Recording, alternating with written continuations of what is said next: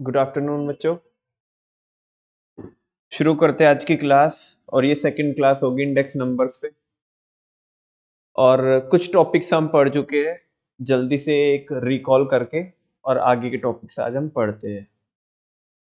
वो कह रहा है जी हम फास्ट चेंजिंग इकोनॉमी में जी रहे हैं आज के दौर में, और इकोनॉमी में जो चेंजेस होते हैं उनका इकोनॉमिक एक्टिविटी के ऊपर अपना इम्पैक्ट होता है। जैसे उसने बताया कि इनकम एंड एम्प्लॉयमेंट के ऊपर इम्पैक्ट पड़ता है, वो नहीं बताऊंगा क्या इम्पैक्ट होता है, वो कल बताया था आपको।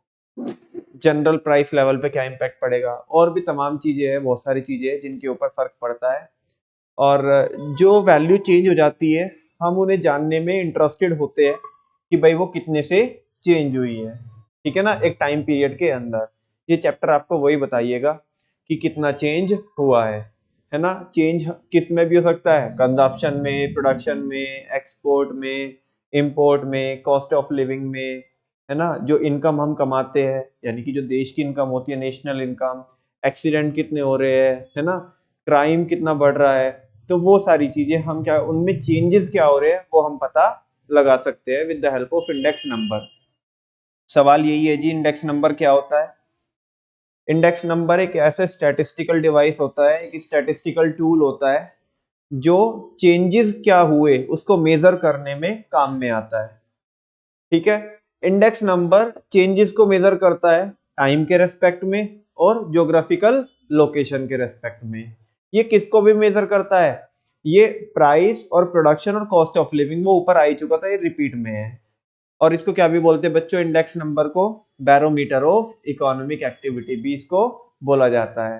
और जो इंडेक्स नंबर होता है उसे हम किस में एक्सप्रेस करते हैं, परसेंटेज में, ठीक है ना। अब ये टॉपिक मैंने आपको छुड़वा दिया था ये बोल करके कि ये बाद में बताऊंगा आपको, ठीक है ना, क्योंकि अब ये समझ में नहीं आएगा, इसको बाद में देखेंगे।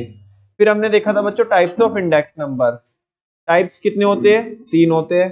Price index number, quantity index number और वैल्यू इंडेक्स नंबर। जो वैल्यू बनती है वो प्राइस मल्टीप्लाई बाय क्वांटिटी होके क्या बनती है, वैल्यू बनती है।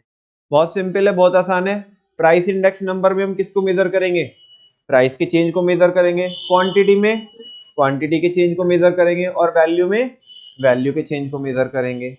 अब जो बच्चों प्राइस इंडेक्स होती है वो भी दो टाइप की होती है, हालांकि होती तीन टाइप की है, एक स्पेशल टाइप की होती है, वो हम बाद में देखेंगे। मतलब तीसरी टाइप जो होती है बेसिकली वो बिल्कुल अलग है, थिन लाइन डिफरेंस है उसमें, ठीक है ना। तो प्राइस इंडेक्स नंबर एक होती है होलसेल प्राइस इंडेक्स नंबर, दूसरा रिटेल प्राइस इंडेक्स नंबर। वही वाली बात पुरानी कि होलसेल के प्राइसेस में जब हम चेंज को मेजर करते हैं तो वो किसके थ्रू करेंगे, होलसेल प्राइस इंडेक्स के थ्रू। और रिटेल के प्राइसेस में अगर चेंजेस मेजर करेंगे तो वो किसके थ्रू करेंगे, रिटेल प्राइस इंडेक्स नंबर के थ्रू, ठीक है। यहाँ पे इसने बताया प्राइस इंडेक्स नंबर किसको मेजर करता है, जो प्राइसेस में जो चेंज हुए उनको मेजर करता है। कि वो जो प्राइसेस लेंगे हम वो कौन से साल के होंगे, एक तो करंट ईयर के और एक बेस ईयर के, ठीक है ना। वो कह रहा है कि जब अलग अलग कॉमोडिटी के प्राइस अलग अलग परसेंटेज से चेंज होते हैं तो हमारे लिए बहुत कॉम्प्लिकेशंस हो सकती है ये पता लगा पाना कि हमारे ऊपर उसका क्या इम्पैक्ट पड़ रहा है। उस केस में जो इंडेक्स नंबर होता है वो एक सिंगल वैल्यू देता है सारे के सारे प्राइसेस का, एक कंबाइंड जो इम्पैक्ट होता है वो बताता है, जिससे हमें डिसीजन मेकिंग में आसानी रहती है। हम पता लगा सकते हैं कि हमारे ऊपर उसका क्या इम्पैक्ट पड़ रहा है जो प्राइस में चेंजेस हो रहे हैं। दो टाइप के यहाँ पे इसने बताया, वही जैसे ऊपर हमने किस में देखा था, चार्ट में देखा था, होलसेल प्राइस इंडेक्स नंबर और दूसरा रिटेल प्राइस इंडेक्स नंबर। बात अगर करें होलसेल प्राइस इंडेक्स नंबर की, तो होलसेल प्राइस इंडेक्स नंबर किस में कौन से प्राइसेस को मेजर करती है, जो जनरल प्राइस लेवल होता है टेकन एज अ होल, एक ग्रुप ऑफ आइटम का, ठीक है ना। तो wholesale price index number India में सबसे ज्यादा पॉपुलर यही है जिसको यूज किया जाता है ना। क्या करने के लिए, पॉलिसीज वगैरह फ्रेम करने के लिए, उसका इम्पैक्ट देखने के लिए। और बच्चों इसको हम क्या भी बोलते हैं, ये एक इंडिकेटर होता है किसका, रेट ऑफ इन्फ्लेशन का, ठीक है ना। नेक्स्ट अगर हम बात करें किसकी, रिटेल प्राइस इंडेक्स नंबर की, तो ये जनरल चेंजेस बताता है प्राइसेस में, कौन से वाले प्राइसेस में, रिटेल प्राइसेस में, है ना। जो एक कंज्यूमर अपनी आम जिंदगी में क्या करता है, प्रोडक्ट यूज करता है, उनके भाव में क्या चेंज हुआ है उसको जब हम मेजर करते हैं तो वो करते हैं रिटेल प्राइस इंडेक्स से, ठीक है ना। और वो बोल रहा है जो सीपीआई होती है वो एक स्पेशल टाइप की क्या होती है, रिटेल प्राइस इंडेक्स नंबर होते हैं, ठीक है ना, उसको हम बाद में देखेंगे, वो हमारा बाद का डिस्कशन है।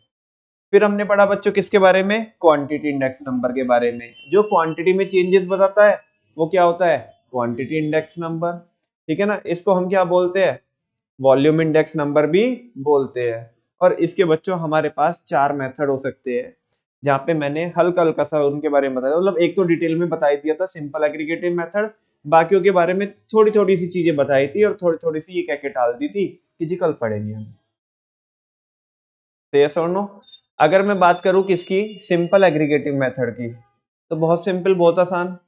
जो किसके प्राइसेस हमारे, सॉरी प्राइस की बात, वो अभी तो हम क्या पढ़ रहे हैं, क्वांटिटी पढ़ रहे हैं, प्राइस मेरे मन में आ गया। जो बेस ईयर की क्वांटिटी है उसका सम कर लो कि बेस ईयर में हम कितना प्रोडक्शन कर रहे थे या कंज्यूम कर रहे थे, या हम बेस ईयर में कितनी यूनिट्स की सेलिंग कर रहे थे, कुछ भी हो सकता है वो, है ना। तो उनका टोटल कर लो और करंट ईयर में कितना प्रोडक्शन, कितना कंजप्शन, कितनी सेलिंग हो रही है वो देख लो, और करंट वाली को डिवाइड करो किससे, बेस ईयर से, और क्योंकि परसेंटेज में एक्सप्रेस करना होता है मल्टीप्लाई कर दो किससे, 100 से, तो ये आ जाता है सिंपल एग्रीगेटिव मेथड। फिर हमने पढ़ा लेस्पियर्स का मेथड। लेस्पियर्स ने बोला कि भाई साहब जो आप करते हो उसमें बेस ईयर के प्राइस का वेट दे दो, किसका वेट दे दो, बेस ईयर के प्राइस का वेट दे दो, तो कोई प्रॉब्लम नहीं है, हम निकाल लीजिएगा। पाशे ने बोला हम पीछे नहीं रहेंगे, हम करंट का बेस देंगे, किसका बेस देंगे, करंट का बेस देंगे, करंट प्राइस का। अच्छा बच्चों एक बात और बता दूं आपको, शायद कल नहीं बताई थी, हम पढ़ क्या रहे हैं, क्वांटिटी इंडेक्स नंबर। ए नमन भैया मत बताओ, कल ही बताते, अरे आगे की बात सुनो अभी। हम पढ़ क्या रहे हैं, क्वांटिटी इंडेक्स नंबर, और वो जो वेट दे रहा है वो किसका दे रहा है, प्राइस का वेट दे रहा है। समझ में आ रही ना बात। और जब बच्चों ये आज बता क्यों रहा हूं कि अभी जब हम क्या पढ़ेंगे, थोड़ी देर बाद में चालू करूंगा टॉपिक, और धीरे धीरे करके कल की क्लास तक हम वहां पे पहुंच जाएंगे अपने डेस्टिनेशन तक जहां पे हमें जाना है। तो आप देखेंगे कि जब हम प्राइस इंडेक्स नंबर पढ़ रहे होंगे तो वहां पे वो बेस देगा किसका, क्वांटिटी का, किसका बेस देगा, क्वांटिटी का बेस देगा, ठीक है ना। मतलब जो बेसिकली जो वेट में रखेगा, मल्टीप्लाई करेगा, है ना। यहाँ पे जो प्राइस है, क्वांटिटी में तो प्राइस काम कर रहा है वेट का, वो बात अलग है कि लेस्पियर बोल रहा है कि करंट का हमें क्या देना है, करंट के प्राइस का वेट देना है, और पाशे बोल रहा है, सॉरी लेस्पियर बोल रहा है कि बेस ईयर के प्राइस का वेट देना है, और पाशे बोल रहा है करंट के प्राइस का हमें क्या देना है, वेट देना है, ठीक है ना। तो दोनों लेस्पियर और पाशे बात करते हैं किसकी, वो बात करता है बेस की, ये बात करता है करंट की। लेकिन एक बात तो ध्यान में रखनी ही चाहिए आपको कि अगर हम क्वांटिटी की बात करते हैं तो वेट जाएगा प्राइस का, और अगर प्राइस इंडेक्स नंबर की बात करते हैं तो वेट जाएगा क्वांटिटी का। बाकी वो चीज सेम रहेगी कि लेस्पियर अगर बेस का बोलता है तो पाशे किसका बोलता है, करंट का बोलता है, ठीक है ना। फिशर ने आके कुछ तो अपनी खिचड़ी बनाई, कह रहे ना तेरी ना मेरी, ठीक है ना, दोनों का मिक्स करके, है ना, कुछ तो बना लेते हैं, कोई तो एक कॉम्बिनेशन बना लेते हैं। तो आप बच्चों देख पा रहे होंगे Q01 उसने निकाला फिशर ने कैसे, बोलो, ए मूंग की दाल क्या ये किसका है, ये किसका फॉर्मूला है बताना, बोलो ना, ये लेस्पियर्स का है ना। और ये किसका है, ये वाला, ये किसका है, पाशे का है। दोनों की मल्टीप्लाई करके अंडर रूट कर दी, और मल्टीप्लाई बाय, क्योंकि परसेंटेज में कन्वर्ट करना है तो मल्टीप्लाई बाय 100, है ना। नमन भैया क्या पढ़ाया आपने, कुछ भी नहीं पढ़ाया मैंने तो कल पढ़ाया था, आज तो मैंने क्या कराया, रिकॉल कराया है, ठीक है ना। फिर मैंने बात की थी वैल्यू इंडेक्स नंबर की, और वो थोड़ा थोड़ा बताया था आपको। और मैं तो ये कह रहा हूँ कि अभी छोड़ दो इसे वैल्यू इंडेक्स नंबर को, क्योंकि बहुत ज्यादा आपको समझ में नहीं आने वाला है। वैसे भी मैं अल्टीमेटली क्या करूँ कि अगले 5 मिनट आपकी वेस्ट कर दूं, और मेरी भी मैं वेस्ट करूँ, तो इससे अच्छा तो है सीधा मुद्दे की बात पे आते हैं। क्योंकि बाकी जितनी अंडरस्टैंडिंग अभी आपको होनी थी 20-30% वो हो गई। अगर आप इस अंडरस्टैंडिंग को 90 to 95% लेके जाना चाहते हो तो आपको ये थर्ड टॉपिक पढ़ना ही पड़ेगा, और सीधा मुद्दे की बात पे आते हैं। Methods of constructing price index numbers. हमें मेथड पढ़ने हैं किसके, प्राइस इंडेक्स नंबर को कंस्ट्रक्ट करने के, मतलब जो प्राइस इंडेक्स नंबर है उसको कैसे बनाते हैं, कैसे फाइंड आउट करते हैं, कैसे डिटरमाइन करते हैं, उसके हमें मेथड पढ़ने हैं। और बच्चों अलग अलग मेथड होते हैं। The various methods of constructing price index numbers can be grouped under two heads. उसको हम दो हेडिंग में क्या कर सकते हैं, कैटेगराइज कर सकते हैं या डिवाइड कर सकते हैं। पहला क्या बच्चों, अनवेटेड और सिंपल इंडेक्स नंबर। अनवेटेड और सिंपल इंडेक्स नंबर नाम से डिफाइंड है, अनवेटेड और सिंपल इंडेक्स नंबर। बोलो, आप बोलो, अनवेटेड और, अनवेटेड मतलब जहां पे हम वेट देंगे या नहीं देंगे, जहां पे हम वेट नहीं देंगे, और जब वेट नहीं देंगे तो इसे हम सिंपल भी बोल सकते हैं। एक होता है वेटेड इंडेक्स नंबर, कौन होता है, अब जो वेटेड होता है, वेटेड के भी आगे चल के दो बच्चे होते हैं, मतलब वेट भी हम दो तरीके से दे सकते हैं। इधर लिखा ना इसने, both of these methods of constructing index number are further classified as, weight के लिए भी और अनवेटेड के लिए भी। वो बोल रहा है सिंपल वेटेड एग्रीगेटिव मेथड और simple weighted average of price relative method. Naman भैया तो नाम ही याद नहीं हो रहे हमारे इतने बड़े बड़े मेथड है, फॉर्मूला तो क्या ही याद करिएगा हम। बेटा सब हो जाएंगे अभी, है ना। अभी तो मैंने केवल नाम पढ़ा ही पढ़ा है, समझाया तो कुछ नहीं है। जब मैं समझा दूंगा आप बोलोगे जा नहीं रहे है, हम इन्हें भगाने की कोशिश कर रहे हैं, जा नहीं रहे हैं। ठीक है, बात करते हैं किसकी, अनवेटेड और सिंपल इंडेक्स नंबर्स की। ठीक है ना, चलो इधर एक बार ये चार्ट देखेंगे तो आपको पता पड़ेगा। हल्का सा वापस से रिपीट करके देखो, methods of constructing price index numbers. पहला है अनवेटेड और सिंपल इंडेक्स नंबर, दूसरा है वेटेड इंडेक्स नंबर। ठीक है ना। अब जो अभी जैसे ऊपर भी लिखा था, उसने बोला कि दोनों के ही कितने, आई थिंक मैंने गलत बोल दिया था वहां पे कि वो वेटेड का होता है, दोनों के ही होते हैं, है ना, दोनों के ही क्या होते हैं, दोनों दो दो मेथड होते हैं। कौन कौन, एक तो सिंपल एग्रीगेटिव मेथड, ये किसका है, अनवेटेड का। दूसरा है simple average of price relative method. जब मैं तुम्हें इसे सॉल्व कराऊंगा ना तो तुम्हें पता पड़ जाएगा कि हाँ इसका नाम ऐसा क्यों पड़ा। ठीक है ना, ऐसे उधर आओ, वेटेड इंडेक्स नंबर वो क्या है, वेटेड एग्रीगेटिव मेथड, और वो है weighted average of price relative method. दोनों मतलब ऐसा कुछ नहीं है, ऐसा बहुत ज्यादा डिफिकल्टी नहीं जाएगी। ये देखो, दोनों के दो दो मेथड है, एक तो सिंपल एग्रीगेटिव वो है वेटेड एग्रीगेटिव, इसका है simple average of price relative वो है weighted average of price relative. अब वो जो तीन जो मेथड आते हैं ना, किसके, लेस्पियर्स मेथड, पाशे मेथड और तीसरा फिशर। ठीक है ना, वो किसके है, वेटेड एग्रीगेटिव मेथड के है। और बहुत सारे लोग सारा कुछ डिस्काउंट करके भारत माता की जय सीधा यहाँ पे आते हैं, बस ये तीन ही करते हैं। ठीक है ना, जिंदगी में उनके बस इतना ही सिलेबस होता है, इतना स्कोप होता है ना, बाकी सब इधर उधर की आजू बाजू की चीजें छोड़ दी जाती है, और जो कि ऐसा नहीं होना चाहिए। खैर, जैसी जिसकी सोच, जब हम इतना बोल के आगे बढ़ सकते हैं तो काहे दिमाग गलाइएगा। ठीक है ना, बागा भाई का कहना, जैसी जिसकी सोच। ठीक है, चलो जी आगे बात करते हैं बच्चों किसकी, सबसे फर्स्ट बच्चे की।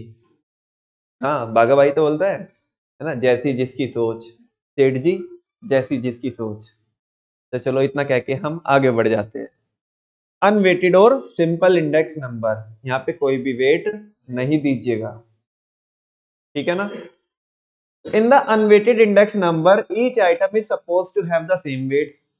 अरे अभी तो बोल रहे थे ये क्या है, अनवेटेड क्या है, इंडेक्स नंबर है, अभी बोल रहे हैं कि इसका मतलब ये है कि सबका इक्वल वेट है। बेटा वही तो है, सही तो लिखा है। जब हम किसी चीज को कोई वेट नहीं देते तो इसका मतलब सबका वेट क्या है, इक्वल है। अरे ऐसा तो हमने किस में भी पढ़ा था, अर्थमेटिक मीन में पढ़ा था, सिंपल अर्थमेटिक मीन में। हाँ बोलो ना, जब हम कोई वेट नहीं देते किसी को, सबका इक्वल इंपॉर्टेंस रहती है, तो उस केस में वेटेड और सिंपल बराबर होता है। तीन कंडीशन पढ़ी थी कि नहीं पढ़ी थी, हाँ बोलो ना। अरे जब तो तुम इतने इतने से थे, याद तो करना पड़ेगा तुम्हें। ठीक है, तो वो कह रहे हैं कि यहाँ पे जो अनवेटेड होती है, ये सिंपल इंडेक्स नंबर होती है, यहाँ पे हर एक आइटम का इक्वल वेट होता है। ठीक है ना, as no weight is expressly assigned to any item, क्योंकि हमने हो के सामने से उसे पर्टिकुलर आइटम को कोई स्पेशल वेट नहीं दिया, है ना, जो जैसी है वो वैसी है, उसका उतना ही वेट है। अब बताओ हम क्या उसमें कम ज्यादा करें, जिसका जो वेट है हम क्या उसमें कम ज्यादा करें बताओ। ठीक है ना, कुछ कर भी नहीं सकते क्योंकि ये क्या है, अनवेटेड है। क्या है, अनवेटेड।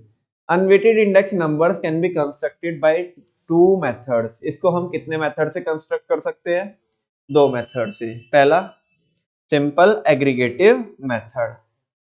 वापस से बोलो, 4 बार बोलो, सिंपल, अच्छे से बोलो, सिंपल, हाँ जी, सिंपल, हाँ भाई डिम्पल, ए इधर देख, simple aggregative method.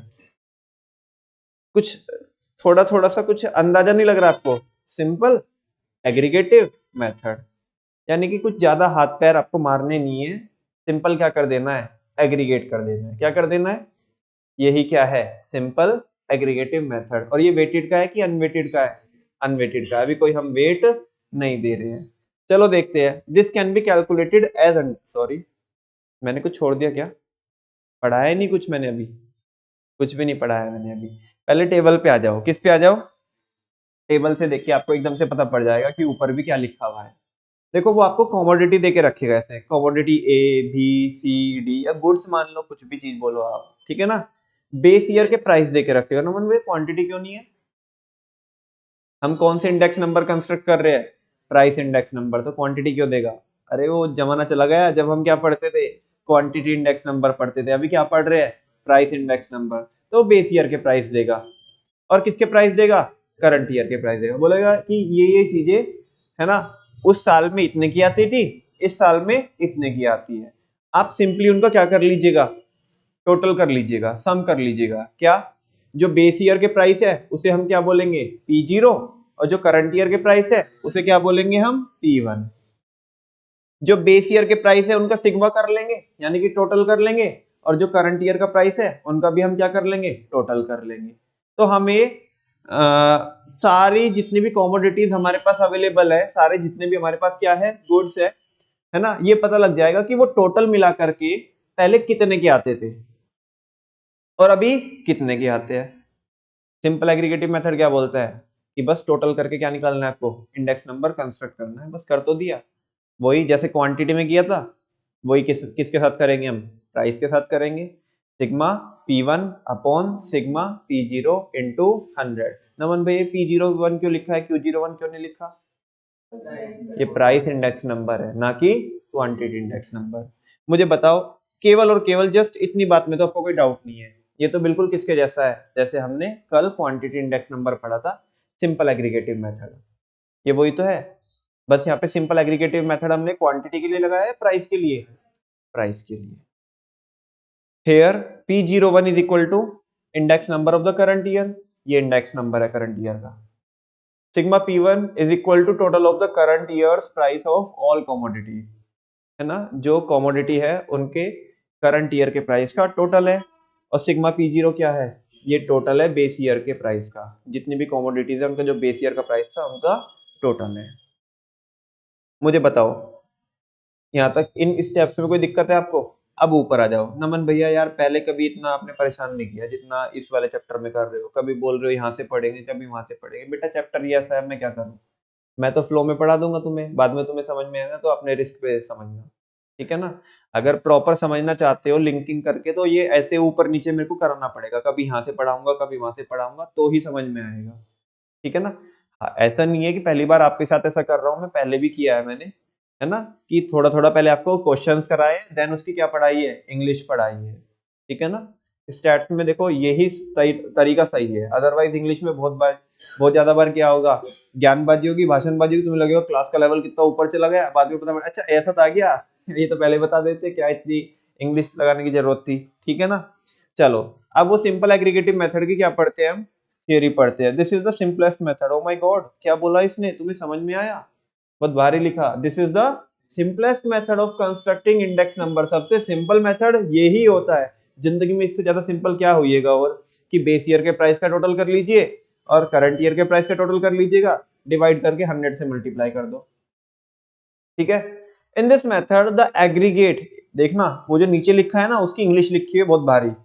In this method, the aggregate prices of all the selected commodities, aggregate price निकाल लो, total price निकाल लो, किसका, selected commodities का। कुछ items आप select कर लो और उन item का क्या कर लो, aggregate price निकाल लो।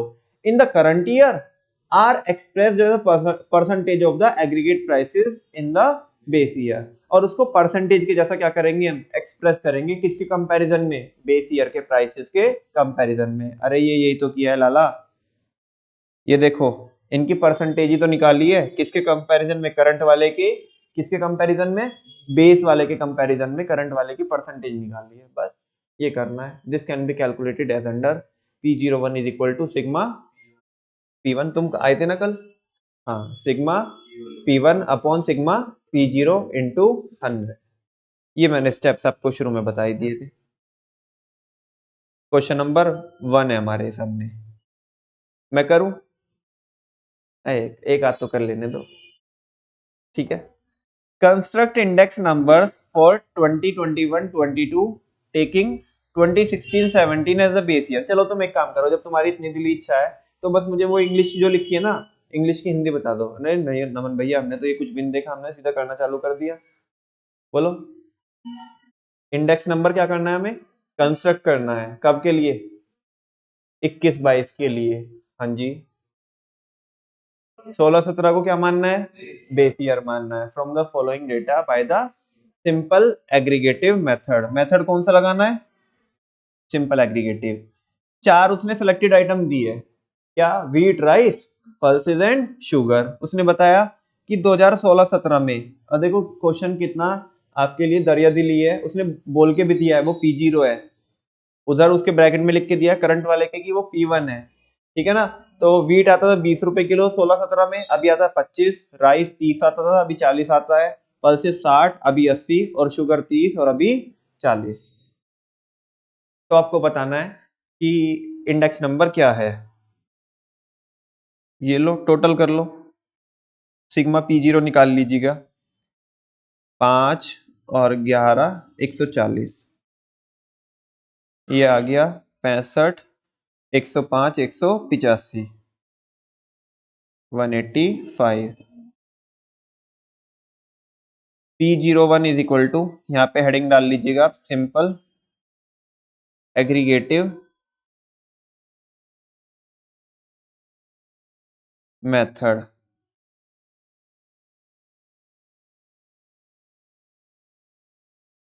P01 is equal to sigma P1 upon sigma P0 into 100। Sigma P1 कितना 185 और P0 कितना 140 इंटू 100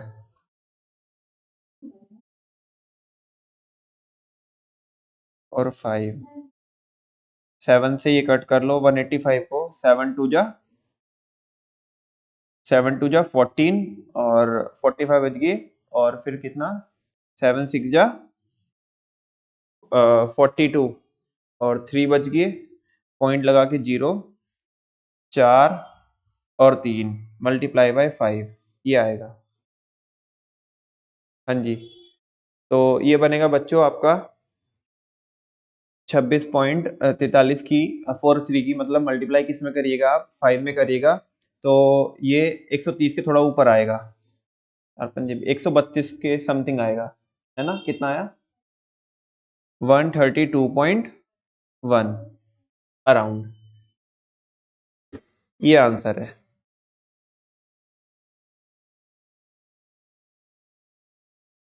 समझ में आया,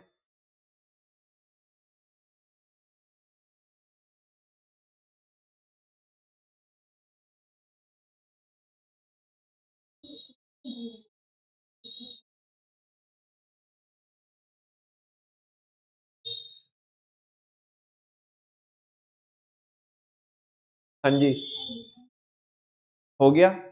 इसका मतलब क्या निकला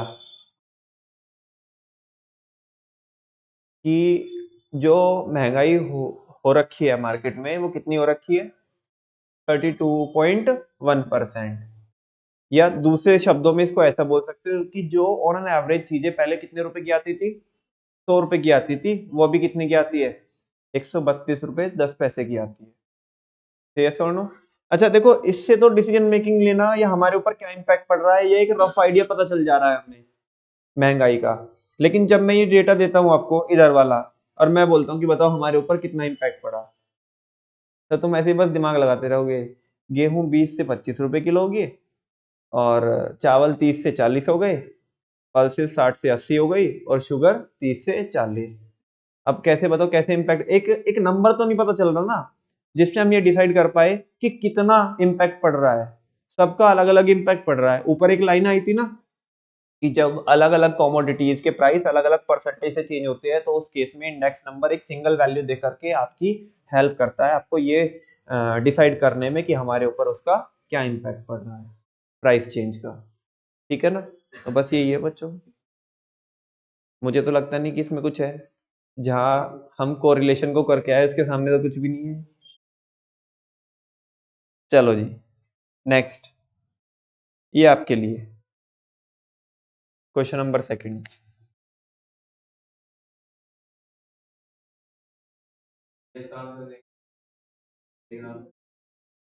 देख रहा हूँ।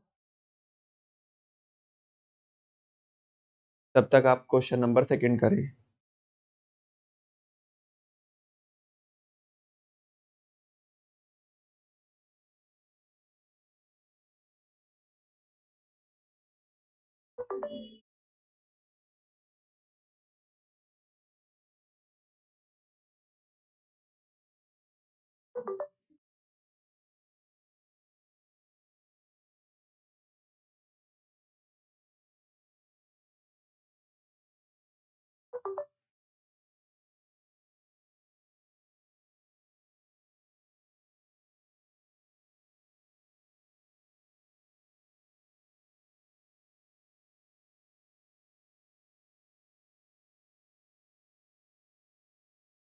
यही आ रहा है 132.14।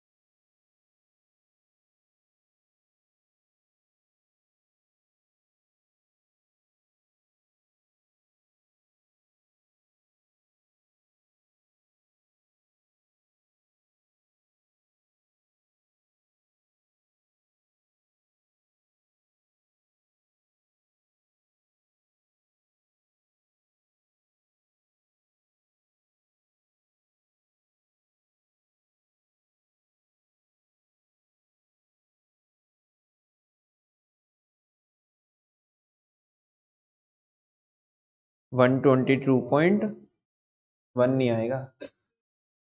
Very good. 122.83 is the right answer.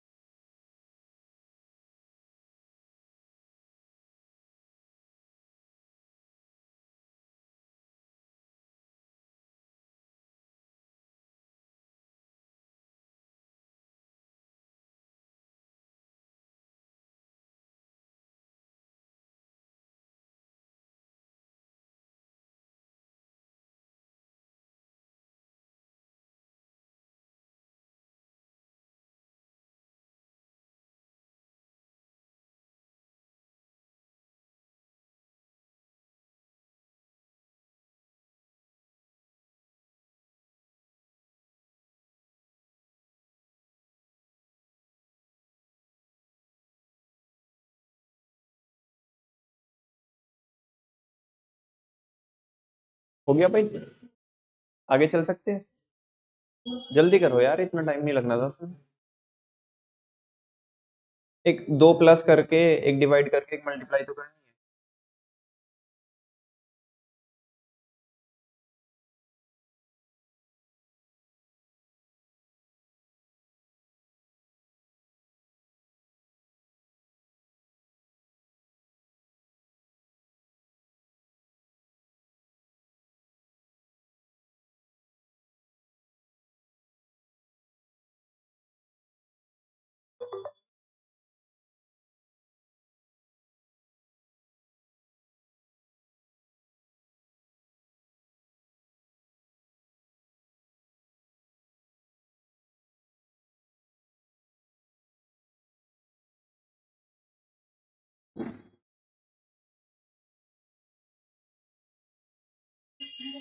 One 22.83। अरे मेरा बोल के ऐसा लिख रहे हो या अपना सॉल्व किया तुमने, मैच कर रहे हो? आया नहीं आंसर? क्यों? हद हो गई यार, बताओ भाई। 2016 की ये बेस ईयर के प्राइस, ये कितना आएगा? 133, सॉरी 33, और ये हो गया आपका 42 और 162, है ना? और ये हो गया आपका 35, 185, 199। यार बताओ क्या करने का? 199 डिवाइड बाय 162 इंटू 100, ठीक है ना? और बस इसको डिवाइड ही तो करना है आपको। फाइनली पूरा नंबर पकड़ लो, 162 से डिवाइड करना है। तो 1 टाइम चलेगा 162, बाकी बचा कितना? 37 बच गया। और 162 की 16 दूनी 32, और 324 बार चल जाएगा, मतलब 2 बार 324, और ये कितने बजे? 46 बच जाएंगे, 46, है ना? और एक जीरो लग जाएगी, तो कितना आ गया ये? अगेन कितनी बार चलेगा ये? टू टाइम्स चल जाएगा। 3 बार तो पूरा चलेगा नहीं, तो 2 बार चल जाएगा। तो कितना हो जाएगा? वही 324। हाँ बोलो ना। और बाकी कितना बच जाएगा? ये बचेगा आपका 136 बच जाएगा, 136। पॉइंट लगा के जीरो उतार ली, और 162 को चलाओ कितना बार? 8 बार चलाओगे तो कितना बनेगा? हाँ जी, 8 बार चलाओगे तो कितना बनेगा? 162 की है, 8 में चलाओगे तो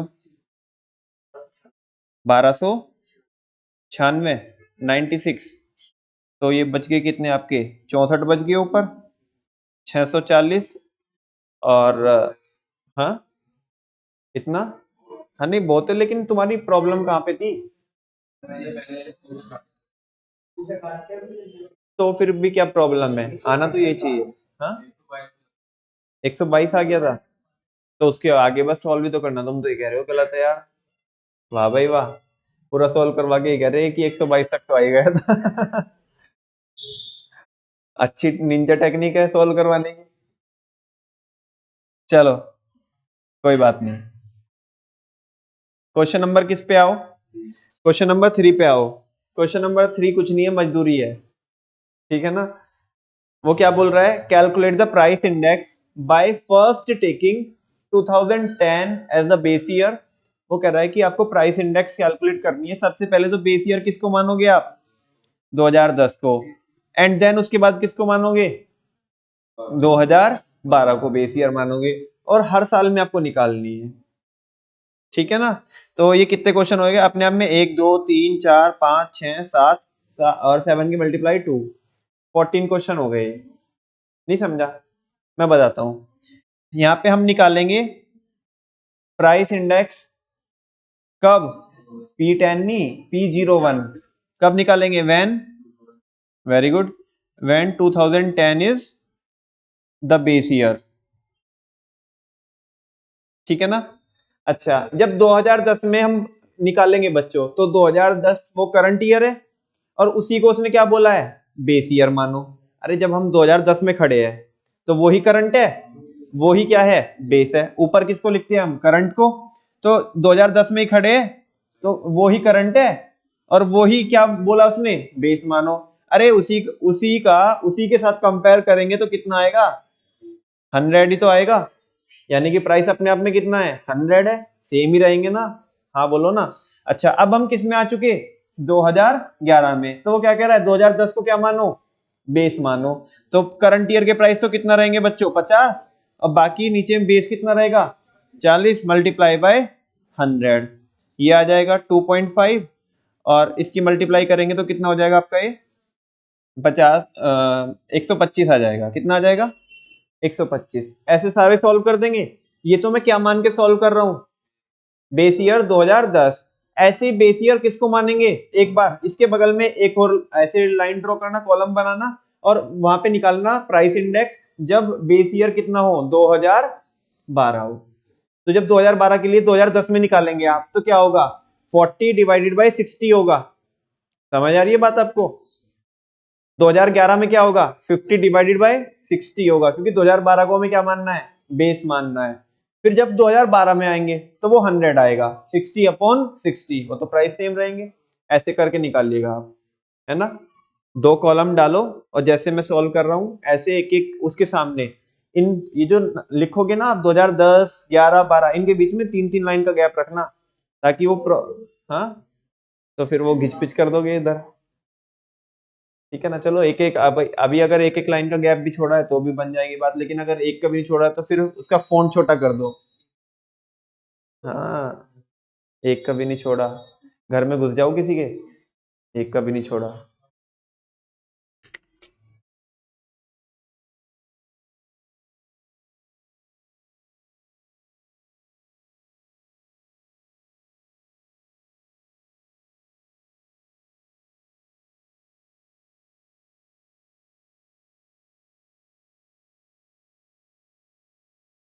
और अच्छे से करना, गंदगी मत मचा देना, कभी कॉपी में गंदगी मचा दो।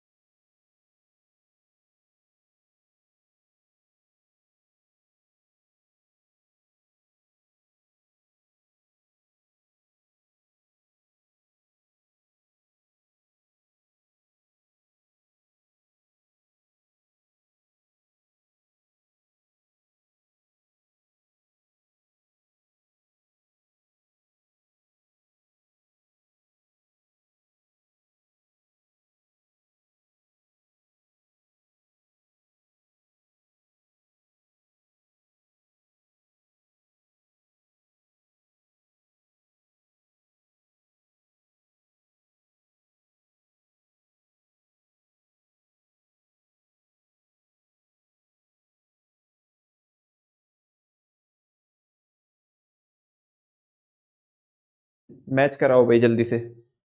कितना आया? 100, 125, 150, 175, 200, टू कितना, 225, 237.5। Very good. ये आंसर कब है? जब हमने बेस ईयर 2010 को माना।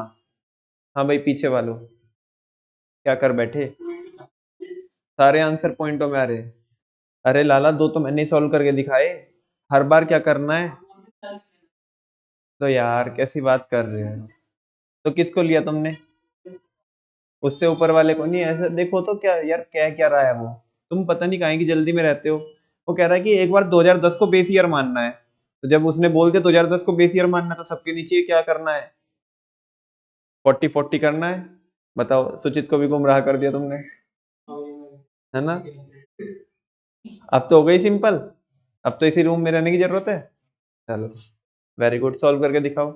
बाकी बच्चे जब तक किसको मानो? एक बार ही 2012 को मानना है बेस, वो करके दिखाओ। जो बच्चों को मतलब ऐसा लगता है कि कुछ करना चाहिए हमें जिंदगी में, जो खतरों के खिलाड़ी है, तो वो ये करके दिखाओ, मतलब 2012 को बेस मान करके सॉल्व करके दिखाओ।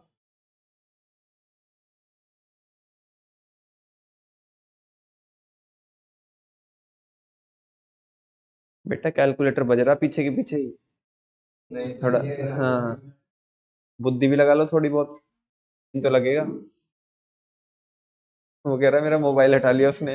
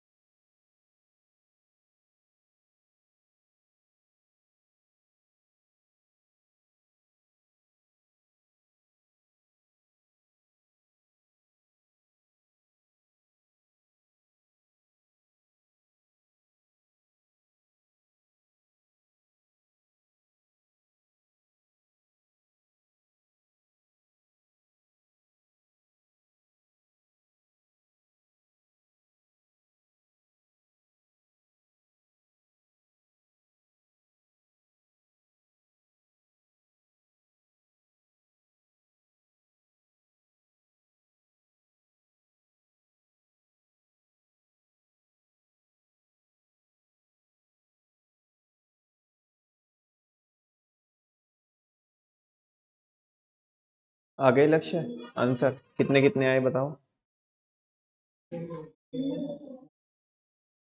Very good. 125, 150, 200, 225, 270। अच्छा, 275।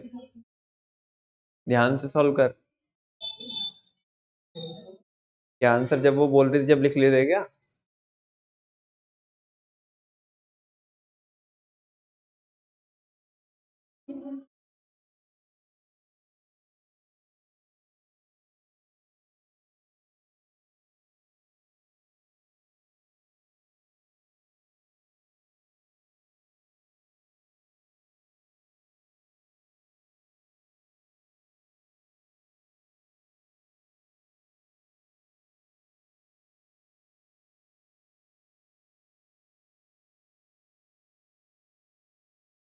नहीं हुआ divide.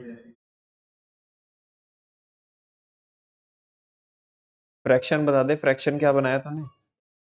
95 divided by 40 multiply by 100। एक जीरो से एक जीरो को कैंसिल कर, और फिर दो से काट, इसको 10 को, और नीचे क्या बचा? 4। मतलब 4 है ना, तो 2 बच जाएगा काट के। और फाइनल क्या बनेगा? हाँ, 9 कहाँ से आएगा? अरे लाला, बीच में गड़बड़ कर रहा है कि नहीं कर रहा है? ऐसे मत करो यार। हो गया, आंसर मैच करा। 66। बस, वाकई में उतरी नहीं भाई तेरी तो आज। कौन कौन सी लगा रखी है भाई? हाँ, तुम सबको चढ़ी हुई है आज। 66.66।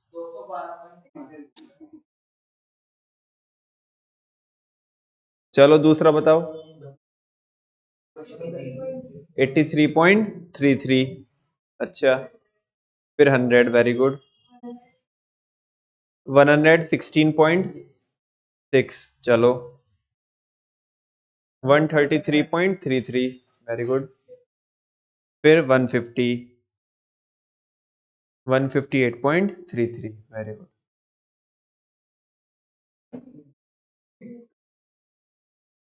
कितना आया भाई तुम्हारा? नहीं, उसका। उसे क्यों बीच में छोड़ दिया? अरे यार, ये तो करना है। 95 डिवाइड बाय 40 इंटू 100। एक जीरो से एक जीरो कैंसिल, 2 टाइम्स, 5 टाइम्स। और इसे कर लो, 2 4 जा 8, 2 7 जा 14.5। और इसकी किस में करनी है? 5 में मल्टीप्लाई करनी है, 47.5 की। पता नहीं यार कहाँ पे लग जाते हो तुम। 237.5।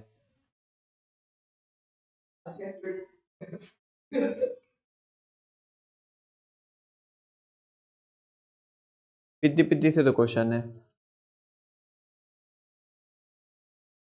आगे 2012 वाले कर लिए। चलो उसे फ्रैक्शन बताओ मुझे, बस सॉल्व घर पे कर लेना। फ्रैक्शन बताओ क्या क्या बनाओगे। 2012 को क्या मानना है? बेस ईयर मानना है। 40/60 into, very good. 50/60 into 100। 60/60 into 100। 70/60 into 100। 80/60 into 100। 90/60 into 100। 95/60 into 100। Solve इसे घर से कर लेना। अब एक काम करो, सुनो। हाँ जी, जिन बच्चों ने सॉल्व कर लिया, मुझे वो जो आंसर आए है ना, उनको मतलब थोड़ा सा एक्सप्लेन करो कि वो आंसर क्या कहता है। वो जो नंबर आया, वो नंबर क्या कह रहा है, वो एक्सप्लेन कीजिए आप। हाँ जी, बोलो। पहला आंसर कितना है बच्चों? 100। तो वो तो मैंने बता ही दिया था कि भाई जब हम 2010 में खड़े हैं और 2010 को ही बेस मान रहे हैं, तो वो तो 100 रहेगा। Very good. फिर जब 2011 में आए तो कितना हुआ? 125 हो गया। उसका मतलब क्या है? इन्फ्लेशन 25% से आ गई। और क्योंकि आप देख रहे होंगे कि प्राइस 10-10 रुपए से बढ़ रहे हैं, लास्ट वाले साल को छोड़ दो, 2016 को छोड़ दो, तो वो जो इम्पैक्ट आएगा 25-25% का आएगा। समझ में आ रही है ना, हर साल। तो अगली बार कितनी हो गई? इंडेक्स नंबर 150 हो गया, यानी कि इन्फ्लेशन 50% से, फिर 75% से, फिर 100% से हो गई इन्फ्लेशन, फिर 125% से हो गई। और उसके बाद जो नंबर आया 237.5। इसका मतलब है जो चीज 100 रुपए की आती थी 2010 में, वो चीज 2016 में कितने की आ रही है? हाँ, 237 की आ रही है, यानी कि कितने परसेंट से महंगाई बढ़ गई। अरे नहीं समझा तो यार, मैं भूल गया कि कॉन्वेंट के बच्चे बैठे हुए यहाँ पे। 237.5, ठीक है ना। अब अभी अभी अपन लोग क्या पब्लिक वाले बच्चे हैं, तुम कॉन्वेंट के बच्चे हो। हाँ, अकेडमी वाले वही, ठीक है ना। तो वैसा, अभी उसका मतलब ये भी है कि 137.5% से महंगाई बढ़ चुकी है, ठीक है ना। और सेम एज बच्चों, जो पॉइंटों में नंबर आए हैं किसके लिए? 2012 के लिए।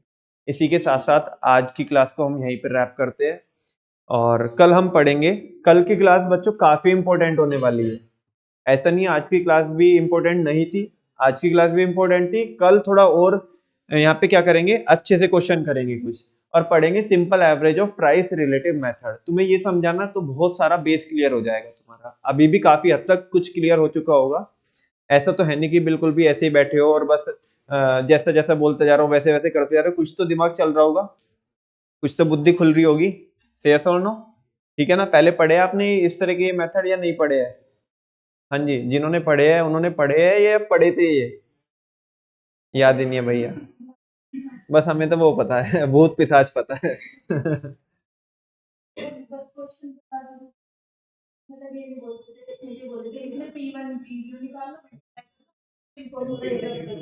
अच्छा, वो तो वो तो बस ये हो गया कि हमने यहाँ से डायरेक्शन दे दी, तुमने वैसा वैसा कर लिया, आंसर मैच हो गया, तुम्हें ये नहीं पता चला कि हुआ क्या है। वो तो दोबारा, वो तो ये है ना कि दोबारा भी अगर तुम्हारे से वही क्वेश्चन को सॉल्व करवा लिया जाए दोबारा, तो तुम कर ही नहीं पाओगे। चलो, अभी तो आ रहा है समझ में या नहीं आ रहा है? फीस कर रहे हो वसूल या बर्बादी हो रही है?